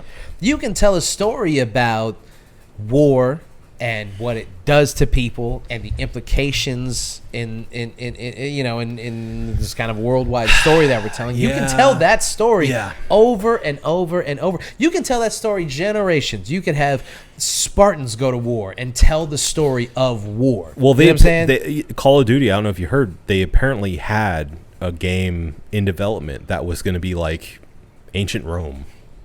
And then they were like, we can't do a game without guns. So, but see, that would be an interesting thing to do. That would perk my ears. I'd be like, oh, okay. Even as like a side game, like you don't need to make it Call of Duty 8. Well, it could be DLC. It could Sure, be like a fun little offshoot thing. Yeah. Well, Far Cry did Far Cry Primal. Yes, exactly. But the problem is, it's not going to make enough money. Sure. And that's what all of this shit is based upon. And then you go back and you go, why did they make Black Ops 7 so quickly after Black Ops 6? Money. That's Yeah. why. Money. That's it. It's just capitalism. Yeah. And you wonder why the quality of this shit is in the toilet, and it's like, well, is it any wonder? We could have lived off of Black Ops 6 for years. Yeah. Warzone, it could just be Warzone. But instead it has to be Warzone 1, Warzone 2, Yeah. and eventually it's going to be Warzone 3. It could just be Warzone. Yeah. And we could just live off of that. But capitalism has to get in the way, and we have to charge people for shit. Yeah. We could just have the Call of Duty HQ, and then they could just update that, and then we could spend like $20 or $30 on the DLC. Black Ops 6 could have just been DLC. Yeah. And we could have just lived off the story. And then you could be mad at the fact that like it was kind of corny and kind of wasteful and whatever, and you're like, they just didn't really nail it. But you only spent $20 on the DLC. It's not a huge loss. Right. Instead, you got to spend $80 on a brand new game. Everything has to change. I don't know how it is because I haven't bought a Call of Duty game in a while. But when I went from what was the last one that I bought? I don't remember. I think I got Black Ops 5. I didn't get 6. I know I didn't get 6. Yeah. Did I get 6? Well, in any case, I went from one game to the next, and they took all of my skins away that I had bought in Warzone. Right, And I I was remember. like, oh, hey, guess what? You're never getting another dime from me. Yeah, I not doing spent this all this anymore. fucking money, Yeah. and then you just go, well, that's not going to work in this new game. Why? Why are you stole from me? So it's gone. You just stole from me. Yeah. Because I can't access the older version of the game, Right. so you just stole from me. And do you think that's an accident? I don't. Exactly, and that's Yeah. what I'm saying. All of this stuff is predicated on how we can get more money out of people, Right. and I hate to like do this. I hate to go into this corner of the podcast and be like, it's all capitalism. It's all capitalism. You're buying something for a year, maybe. Yeah, but the problem is that's just not enough time to tell a compelling story. Yeah. I mean, Or think for what about- you're paying for. Think about how long it takes. Some of these games, I mean, GTA 6, we just talked about it last week. Yeah. It's been delayed again. Right. It's been in development for 10 years, 12 years. I mean, some of this stuff, some of these stories that are being told take years and years and years to figure out. Yeah. And then sometimes they come out and they still kind of suck because some people just weren't talented enough, or the chips didn't fall the way that they didn't wanted have them. enough time. They didn't have enough time. Or resources. And that's giving these people fucking 10 years to work on this stuff, and they still didn't have enough time, Sure. right? And we're expecting these companies to come up with a compelling story every 8 to 12 months. It's impossible. It's Even impossible. with the rotating teams, it is impossible. And there's even rumors that, and again, just rumors on the internet. Just so rumors. take it with a pinch of salt. Just rumors. It's not true, but it's rumors. Could be true. Could be true. Could not. Maybe. Maybe not. No one knows. No one will ever know. I know. Not until I figure it out. And once I figure out, one person will know, and it'll be me. It is me. It's me. It's me. It's always me. Always been me. There have been rumors that I think Treyarch has had issues with the next game because they're just unhappy with the way that the mechanics and the storyline has been developed Right. so far. Right. And the more you do this, like, artists want to make good stuff, you know, Yeah. like people who have pride in their work want to make good work. So it's only a matter of time before these people either get burnt out, cycle out, or say, no, enough is enough. We need more time. We need, better writers. We need, better developers to make this the way that it should be. That's 'Cause why all these people cool have studios pride. get made, because they're like, they wanted me to do this dog shit for years, and I finally had enough, and then Yeah. I made my own studio. Exactly. And You know? that's going to continue to happen until, maybe Call of Duty Black Ops 7 is finally, what, like, for instance, what they needed to stop doing the Assassin's Creeds every single year. And maybe this that will was be a choice, and it was a good choice. Maybe this will be the one that they finally go, you know what? We need to rethink this. Let's hit the money is really the ultimate decider in all this. Yeah. So because this was such I would say a lukewarm success at most, I think this may have them thinking a little bit. The stakeholders, the execs at the top, may have finally a little bit of pause and go, you know what? We can't keep doing it this way. Well, because what if you take a year or two off and then you come back with a game that is so well received that all of the people like myself and yourself finally jump back in and go, oh, this is a game worth $80. Sure. Or you can just keep putting slop out year in and year out, and then you can make whatever money back off of the people who are gonna. But I don't know a single soul who, after the life cycle of the one game that they're playing in, November, go, where the fuck is my Black Ops 8? Yeah. There's not. I don't know anybody personally who views games like that. We are conditioned to buy these games every year. Yeah. But EA, it's just to keep up. It's just to keep up. Yeah. So if EA, for instance, decided that they weren't going to do a new Madden game and all they were going to do was going to update the roster throughout the year. Yeah. And then go, hey, we're going to take a beat. We're going to come back and we're going to develop something really cool. we are going from the ground up. We are going to come out with a new physics engine. Yeah. We're figuring it out. Until then, we're going to continue to support the last Madden game that came out, and you'll get free DLC and whatnot. I mean, expectations would be through the roof, and maybe that's part of it. Maybe they don't want to deal with the fact that if they take a year off, then people are going to go, well, you better come out with something fucking spectacular. Well, and it's always the danger of messing with the formula too much. It's like Coca-Cola. Yeah. People hated New Coke. You just can't. You can't do it. Mess with it too much. There has to be a place for people that enjoy that original product. Yeah, you always have to have Coke out. And that's, for instance, talking about Steam last week, that's what Counter-Strike does. Yeah. They have original Counter-Strike still out, but they have Counter-Strike 2 now, which is well. smart. Yes. So if you're a purist and you're like, look, I don't care about any of that new stuff. I don't care about any of the new, graphics and the aesthetic things and keeping up with the new engines and whatnot. Fine. We will gladly continue to support you playing the game you've played for the last 15, 20 years. Dude, that's where Overwatch failed. Yeah. Forcing people. It's one thing to come out with Overwatch 2 and say you need to get Overwatch 2 because that's where all the fun is being had. It's another thing to be like, we're going to kill the servers for Overwatch 1. You have to get Overwatch 2 or you don't get to play the game. You have to at least make it seem like people have a choice. Yes. And if I had a choice, if you allowed me to just stick with Overwatch 1 and then I watched all my friends migrate to Overwatch 2, then I'd be like, oh, you know what? Maybe I will get it. But the fact that they forced us over, changed a bunch of shit and was like, this is the new game now. Deal with it. Fuck you, man. Fuck you. How about that? And you know what will make people migrate over? A better game. Better game. Just make it better. Just make a good game. Listen to your audience. Yeah. Hire quality people who know what they're doing. Yeah. And they will come naturally. And if they don't, something's wrong. Or I have another option for you. Yeah. Or you could hire an AI slop company. And then they can make your life even easier by just doing a prompt? A prompt.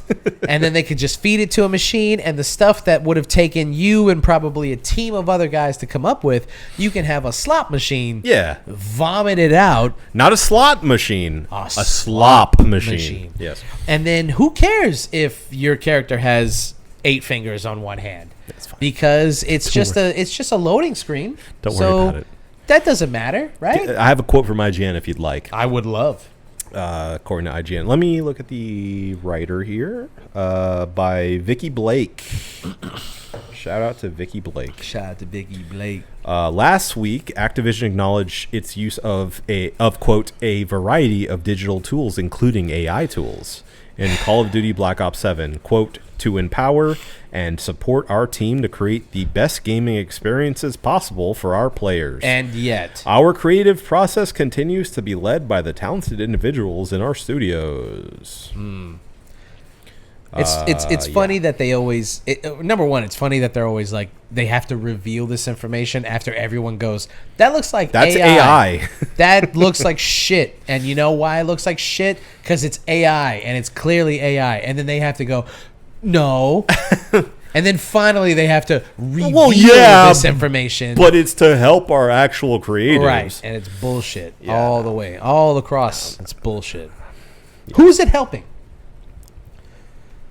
The people that you asked. The people at the very top? Well, you know maybe? what? If you didn't So they don't have to hire people? If you didn't put these developers on a time crunch where they're killing themselves to get this game out, to get this game finished within 6 months of the last fucking game being made, if you didn't do that to people, then you wouldn't have to worry about bringing in AI slop to fill the holes that these guys are leaving because they have to work on bigger projects, because they have to get this shit done in 6 months, because the marketing is going to take another 4 months. Yeah. They wouldn't have to do any of that shit if you didn't kill people to make these dumbass games over and over again. Well, and something tells me that they anticipated. I need to relax. It's okay. I think it's all right. it's It's 12%. I'm getting fucking fired up. Strong. Dude. Let me. I'm gonna drink some water. I'm getting. It's good. It's I'm good. getting like legitimately angry. It's infuriating. It is. Let it me drink is. some water. Something tells me that the associate level and above understood that this game was going to not be as successful as the last.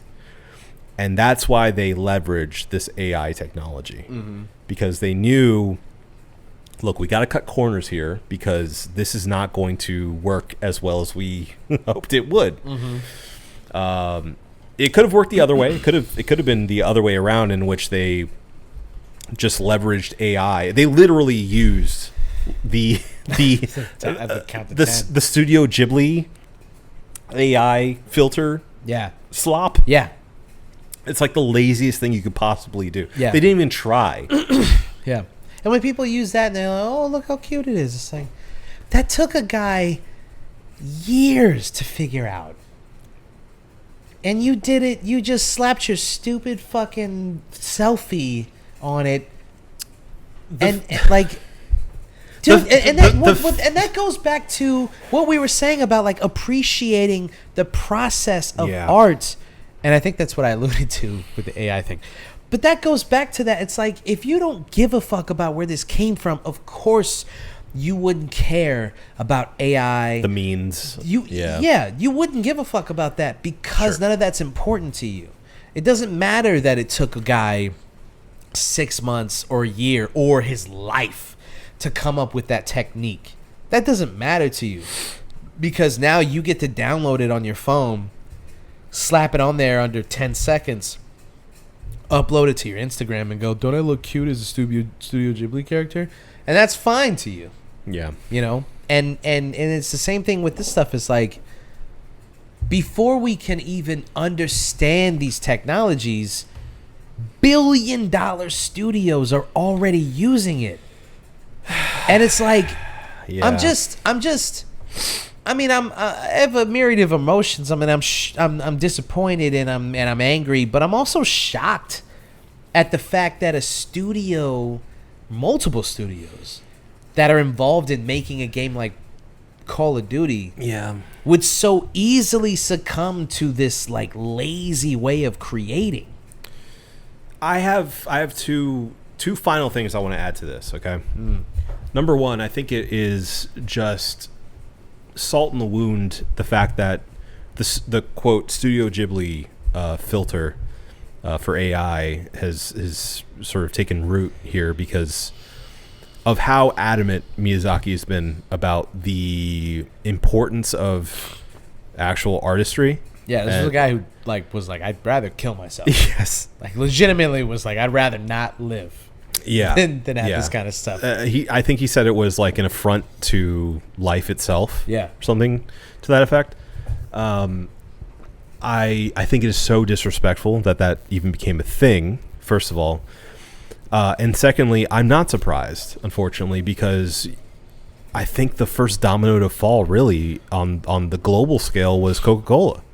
You see those AI Coca-Cola ads all the time now, and they are unashamed at doing that. And I think it's going to take a lot of pushback for corporations to not succumb to that temptation of being like, we can hire 50% less people, artists, to make this at like pennies on the dollar comparatively.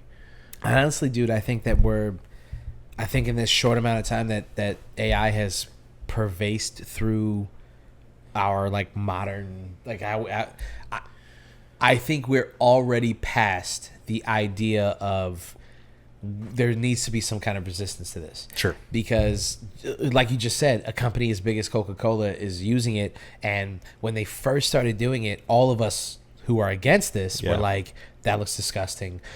Why are you doing that? For years, you had built such goodwill with like claymation and like all of these great ads that like year in and year out with the polar bears and all this stuff. Like Coca-Cola was a trusted brand. Sure. It was like, you guys are going to come out with a clever commercial, What's a more heartfelt, beautiful commercial. What is more American than Coca-Cola? Exactly. Yeah. And now, honestly, you get to a point where like, what's more American than using AI Make your Coca-Cola ad. Exactly. Your holiday Coca-Cola ad. So once it got to that point, and that's a good example of using Coca-Cola, because you're right, that probably was the first domino to fall, at least when it comes to advertising and American society and American advertising. It's like, once companies looked at Coca-Cola and was like, well, they're doing they're it. mad, but people aren't like mad enough to stop drinking Coca-Cola. Right. It hasn't made a blip on sales for Coke. So, and I'm sure that Coca-Cola was like, yeah, I mean, we'll weather the storm. People will be upset, and then they'll get used to it. They'll get over it. Yeah. Yeah. Like we always do. Right. But I'm not over it. I'm not used to it. I still see those ads, the new ones that are coming out this year, and I'm like, that looks like shit. Yeah. Yeah. And I can obviously tell that's AI. Yeah. Like, and it feels cheap, and it feels like it cheapens the brand. As someone who it does cheapen has an interest in marketing, it immediately is a red flag to me, being like, you didn't spend the money. Right. And it feels cheap. And you didn't bring the right people in.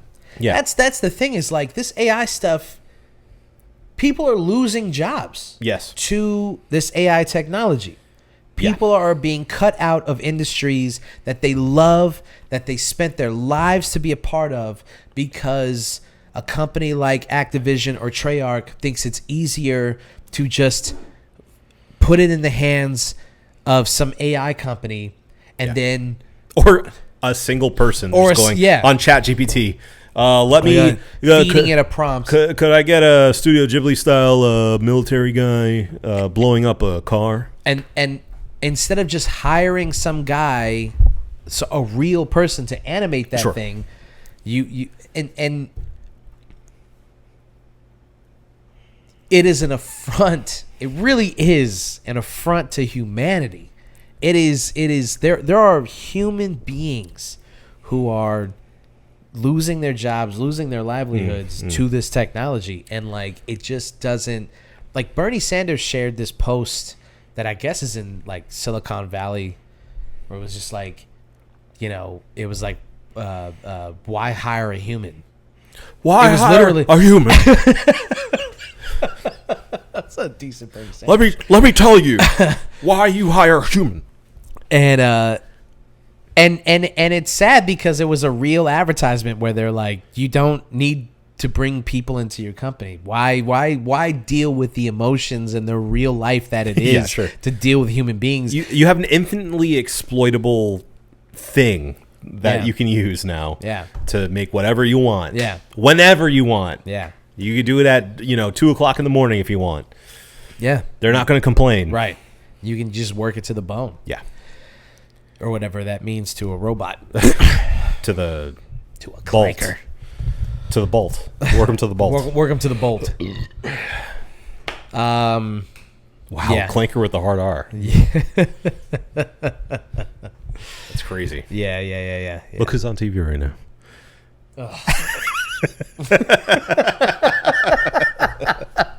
It's just bummer after bummer after bummer, man. Why is he there? Bert Kreischer was invited apparently to the Country Music Awards Yeah. To do what? I don't know. I don't know his connection to Are country we music. supposed to believe that he's giving like a heartfelt speech right now? I don't believe He it. looks drunk right now. He probably is. He looks at least 2 Tito's deep. Ugh. He was introducing Shabuzi. Of course he was. The guy who made a song about getting drunk. Oh, there you go. That's why they picked him. Yeah, there it is. Oh, it all There makes it is. sense. There It all makes sense. All right. Okay. Well, I don't think we're getting to the bottom of this right now. No. And I would hate for us to leave you guys on such a negative note. So the only thing that we can do here on the One Beer and Podcast is to leave you guys on an upswing. Yes. And that is the cheers of the week. That's what we do. That's the cheers of the week. So it is love now to. time for the cheers of the week. So Obi, please give these people your cheers. My cheers of the week goes to Red Light. Well, then I can just double up and say that was going to be my cheers as well. Yeah. Well, hot damn. Damn. Yeah, I mean, I thought it was just an unexpected but really heartwarming that Red Light, of which Marco is now a part of, but that we have both been fans of for a long time. Yes. Put together this local event, I guess you would call it, that was in support for local immigrants and feeding people and all those good things that I think really helped, at least for me, to feel a little less powerless in the current state of things. And kind of framing it around this anti-ice thing that, I thought was brave, especially in Florida, even though we are in Central Florida, which is a bit of a bubble, but not completely. It's not like Austin, where I feel like it's just like, you are in safe ground. Orlando's pretty insulated politically. Sure.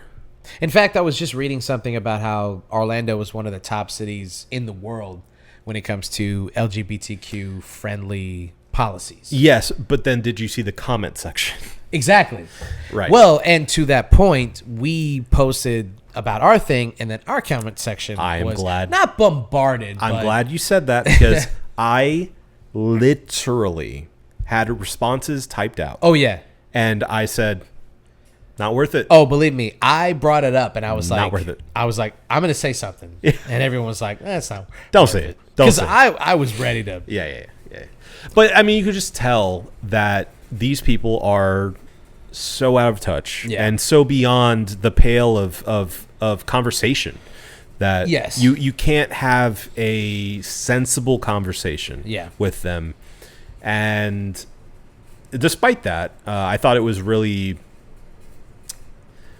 just again, the only thought that comes to mind is like heartwarming and encouraging that a local establishment can still get people together of like mind and spirit and do something good for the greater good. Yeah. And I feel like I haven't seen that in a long time, and I was especially happy to see that, obviously, with you involved, and this place that I feel like is a home to myself as well. Yeah. And it just made me really proud, and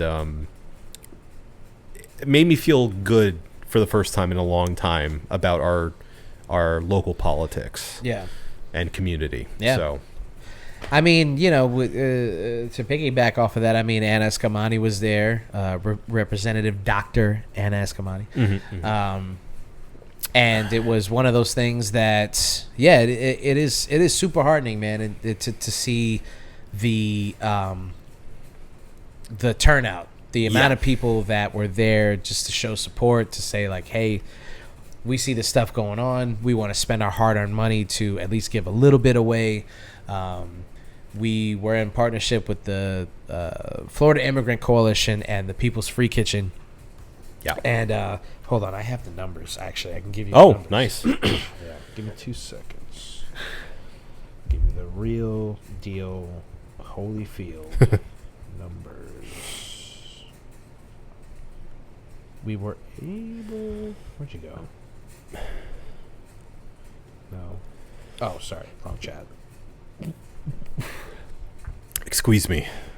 Oh shit, where'd it go? Well, people don't know. The reason why ice is bad. The reason why ice is bad. No due process. That's one Right. of them. Secondly is treating both citizens and non-citizens like garbage. Not asking questions, just tackling them, committing violence. Okay, sorry, I was looking at the wrong. You can continue, but I was looking. We were able to donate almost $900 to the Florida Immigrant Coalition, Nice. and I mean, if I remember, I'll post it on the pod. But the amount of food. Look at this. The amount of food that Wow. was donated. This is Clothes. So it was clothes. It was hygiene products, Yes. deodorant, feminine hygiene products, things like that. Canned food, all of this stuff that was the amount of stuff that was donated in that one day, dude. That was $900 in 2 hours. Yeah. Because it wasn't the whole day. It was just it was the event time frame. Right. Dude, I mean, and that's not even the number of how much money that we donated from the sales of the beer and the sales from the shirts. So, Sure, I mean, sure. it was at least $1,200 at least. So Yeah, it's yeah. stuff like that that makes you go like, well, I mean, People care. People still care. yeah, and know?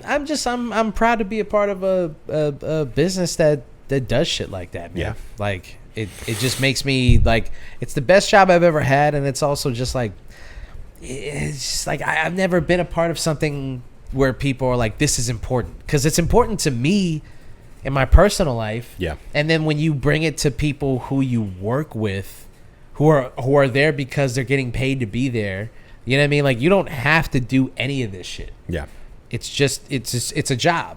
Yeah. You know, and the fact that people are like, this is important and this Yeah. is something that needs to be done is, it's very heartening. Yeah. Shows conviction. Yeah. And I really like to see that, because it feels like so many people, it's so easy to be like, you know, fatalistic and to just say it is what it is, and to be like, well, what's the use anyway? Right. But Why I keep fighting? What's the point? these things are important. It's important to fight. Resistance is so important Yes. today, more than ever, I would say. So, yeah, keep up the good fight. Yes. Is what I would tell everyone out Yes. there. Yes. It matters. All right. Something that matters a little less, but still matters to this show. I care. It's time to review these brewskis. So, from Costco, more specifically, the Kirkland Signature brand, it's their vintage ale, bourbon barrel aged imperial stout. Obi, what you think? I mean, it's like it's a straight down the middle It's a fastball right over the plate. bourbon barrel aged imperial stout. Yeah. What can I say? Yeah. I think it's great. I'm gonna give it a 5. I think it's really, really good. Yeah. My favorite from Kirkland Signature so far. It's shocking what Costco is capable of, man. We're Costco guys. Fuck. I don't know how they're doing this stuff. I don't know how they're capable of this kind of shit. But Teamed up with Deschutes. I think that's a winning combo. it's high quality stuff. I'm Yeah. also giving it a 5. It's going to be a unanimous 5. Yeah. This is a great imperial stout. I think if you just ignored the Kirkland part and somebody just told you like this was the Deschutes vintage ale, you would be like, wow, Yeah. what a great imperial stout. Good stuff. Good start of the I would say the winter season. Yeah. Yeah. Yeah. Enjoyed it very much. All right, you think we got it? I know we got it. Well, if Obi says we got it, then this episode is over. This has been the One Beer In podcast for myself, Marco Dupo, for Adam Obesius Rodriguez. Yeah, buddy. Thank you guys for listening. Drink delicious beer and have yourself a beautiful evening. I love you, especially Japan. But it was not us. I wasn't saying it was good. I don't think